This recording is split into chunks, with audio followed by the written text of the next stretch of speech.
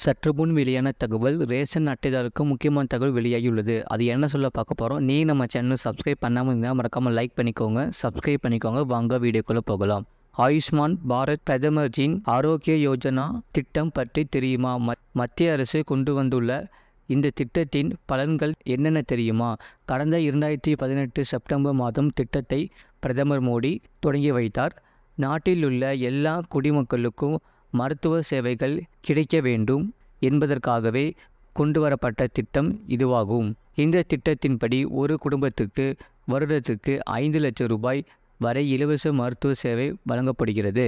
நோய்வாய்ப்பட்ட காலத்தில் போதுமான அளவு வசதியும் இல்லாத சூழ்நிலையில் உரிய சிகிச்சையும் கிடைக்காமல் எத்தனையோ பேர் அவதிக்கு ஆளாகினார்கள். இதனால் கடன் வாங்கி சிகிச்சையை பெற்றுக்கொள்ள வேண்டிய நிலைமைக்கும் ஆளாக்கி விடுகிறார்கள்.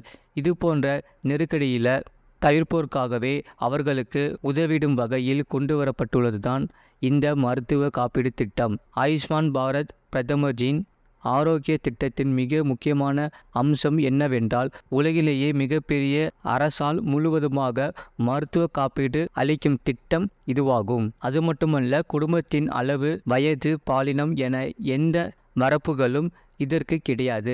ஆனால் மருத்துவமனையிலேயே தங்கி சிகிச்சை பெறும் நோயாளிகளுக்கு மட்டுமே சலுகைகள் கிடைக்கும். குறிப்பாக புற்றுநோய், நீரிழிவு, இதய நோய்கள் உள்ளிட்ட 26 பிரிவுகளில் 1669 மருத்துவ முறைகளுக்கு இந்த திட்டத்தின் கீழ் சிகிச்சைகளை பெற்றுக்கொள்ள முடியும். கொரோனாவால் பெற்றோரை இழந்த குழந்தைகளுக்கு இந்த திட்டத்தில் சலுகைகள் உண்டு. 5 லட்சம் ரூபாய் வரை இலவச மருத்துவ காப்பீடு வழங்குகிறது இந்த திட்டம்.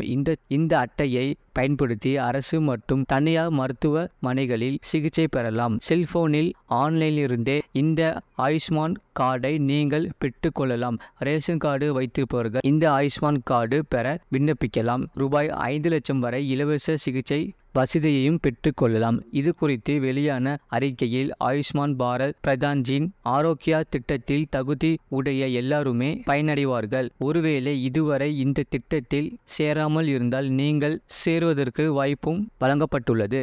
நீங்கள் ஆயுஷ்மான் கார்டு பெற வேண்டுமானால் உங்களுடைய மொபைல் எண்ணுடன் ஆதாரை இணைப்பது கட்டாயமாகும். மேலும் ஆயுஷ்மான் பட்டியலில் உங்கள் பெயர் இருக்க வேண்டும். அதன் பட்டியலில் உங்கள் பெயர் இல்லை என்றால் உங்களுடைய ரேஷன் கார்டு அல்லது தொழிலாளர் அட்டை கொண்டு பெயரை சேர்க்கலாம் என்று தெரிவிக்கப்பட்டுள்ளது.